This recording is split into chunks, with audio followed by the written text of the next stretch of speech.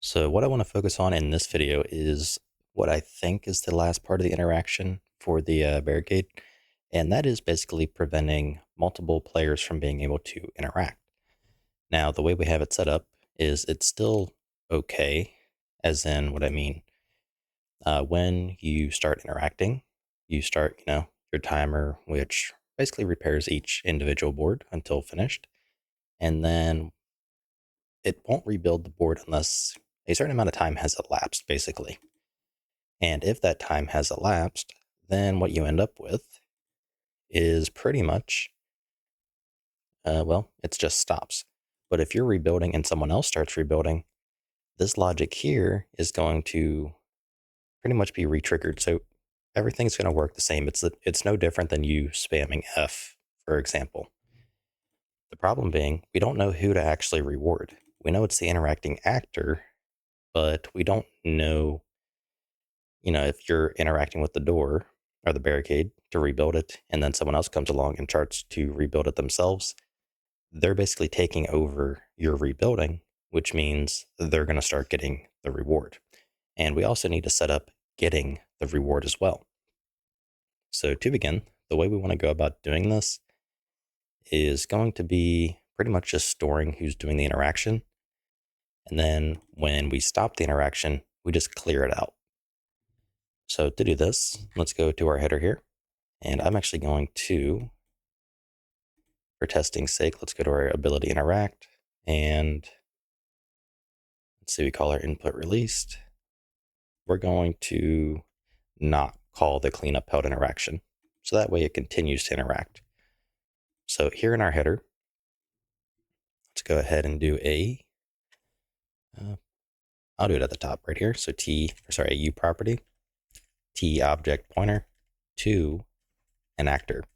And this is going to be I guess you could say the rebuilding, and we'll just do rebuilding pawn. So just a quick comment, current pawn that is rebuilding the barricade. So here in the CPP, if we have authority, we're going to first off check if there is currently a rebuilding pawn. And if there is, we basically do nothing. However, if there is not, then we want to run our logic. So if there is no rebuilding pawn, we set the rebuilding pawn to equal the interacting actor. And from there, that basically restricts whoever started the interaction to finish it. And then once we stop the interaction, we just want to simply set the rebuilding pawn to be a null pointer. So we're basically just clearing it out. So we walk up, we hold F on the barricade. This is invalid at first, then it becomes valid. So we start our timer, and then whenever we let go of our interaction key or walk away or something like that, this runs, which simply clears it out. Likewise, whenever you start rebuilding a barricade, so this all runs, and another player walks up and tries to rebuild, this here is valid, so this won't actually start running the logic. So let's go ahead and I'll just do a print right inside the timer. So UV log temp, warning, text. Let's do rebuilding %s, or actually let's do interacting actor instead. Interacting actor, get name. And what's wrong with that? Oh, man, that should be capture. Oh, right, because it's in the what do you call it? Which in turn means we need access to the object. So basically, any point we reach this, we're going to have the rebuilding pawn, so it's not a big deal. All right, going to close out of the editor, and I'm not too happy with the name, but I think it gets the point across, at least with the comment that we have. So let's recompile, relaunch, and we should build a test. And we also need to change out the repair board interval, make it a lot bigger, so that way we can test it easier with multiple clients. Okay, once we are back in the editor, let's reopen up our barricade, and we're going to go ahead and make our barricade interval. Let's do 3 seconds. So every 3 seconds, it's basically repairing a board. So we'll just do 2 clients.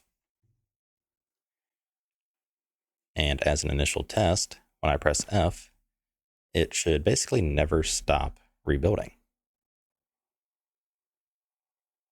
Oh, right, because I walked away from it.